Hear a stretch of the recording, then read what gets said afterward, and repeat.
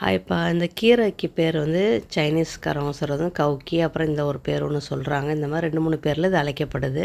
இது தமிழில் என்ன பேருன்னு தெரில. அந்த அந்த தண்டு ஃபுல்லாக எல்லாமே முள்ளு முள்ளாக இருக்குது. ஒரு இலைக்கு இடைக்கில முள்ளு முள்ளாக இருக்குது.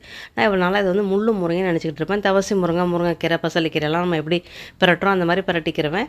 தேங்காய் பால் போட்டு வைக்கலாம், பருப்பு போட்டு வைக்கலாம், தேங்காய் பூ போட்டு பிரட்டலாம். நல்லா சாஃப்டாக ரொம்ப நல்லாவே இருக்கும். நான் தண்டை யூஸ் பண்ணது கிடையாது. ஆனால் சைனீஸ்காரவங்க என்ன செய்வாங்க அப்படின்டா, இன்றைக்கி தான் இதை சர்ச் பண்ணி முழுமையாக பார்த்தேன்.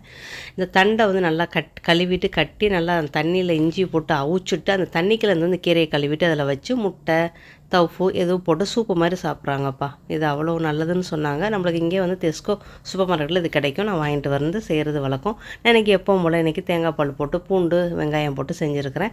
இந்த கீரைக்கு தமிழில் என்ன பேருன்னு நீங்கள் சொல்லுங்கள். மலாயிலையும் இந்த கவுக்கி சையோர் கவுக்கின்னு தான் போட்டிருக்கேன். நான் சர்ச் பண்ணி பார்க்கல.